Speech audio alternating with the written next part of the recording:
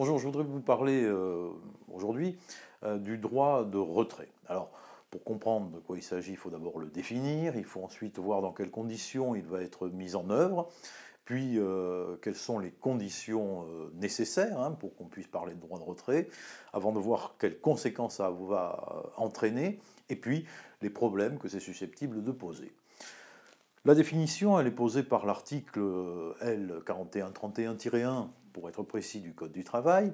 Il s'agit d'un droit qui a pour objectif de permettre à la fois aux salariés et à son employeur de faire face à une situation soudaine, dangereuse, qui peut mettre en cause la vie ou tout simplement la santé d'un salarié.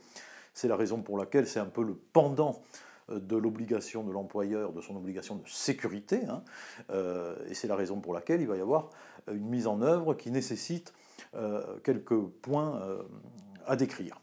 Alors, premier élément, pour mettre en œuvre ce droit de retrait, il faut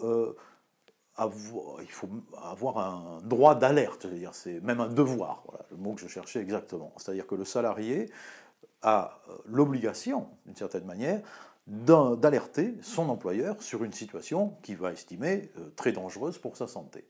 C'est un préalable important, parce qu'effectivement, si on ne le fait pas, on peut avoir ensuite des difficultés. Il n'y a pas de forme particulière au demeurant, c'est-à-dire qu'on s'est posé la question de savoir si cette alerte devait être faite par écrit, soit par mail, soit par lettre à l'employeur. En réalité, non, ce n'est pas nécessaire.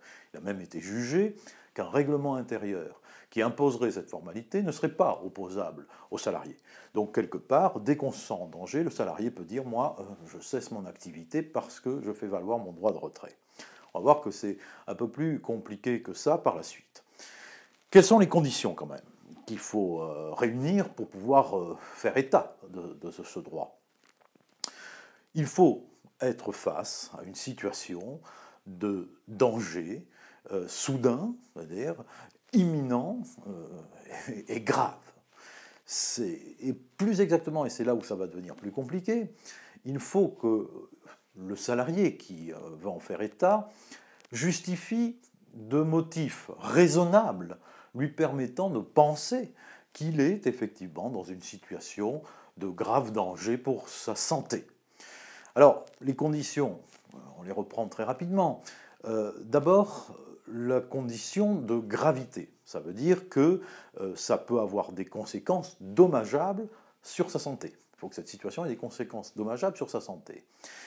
Le caractère soudain, ça veut dire que, évidemment, il faut que tout ça, cette situation ou ce danger, soit dans un avenir très proche et qu'il soit d'une manière exceptionnelle, c'est-à-dire que ce ne soit pas un environnement habituel, mais au contraire une situation particulière. Voilà les conditions nécessaires pour pouvoir faire état de son droit de retrait. Quelles vont être les conséquences? Les conséquences sont importantes, parce que ça va suspendre d'une certaine manière le contrat de travail. C'est-à-dire que vous pouvez, dès lors que vous faites état de ce droit de retrait, de cette situation particulière, cesser votre activité et votre travail. Et l'employeur ne peut pas vous sanctionner pour l'avoir fait, il peut encore moins vous licencier car ce licenciement serait nul, et votre salaire est préservé pendant toute la durée où vous estimez que le danger n'est pas résolu d'une certaine manière. L'employeur, lui, il a aussi des obligations. À partir du moment où il a été alerté, il doit faire une inspection des lieux, il doit prendre toutes les mesures pour remédier à la situation. En revanche, une fois qu'il a remédié à cette situation, évidemment, le salarié doit reprendre son travail.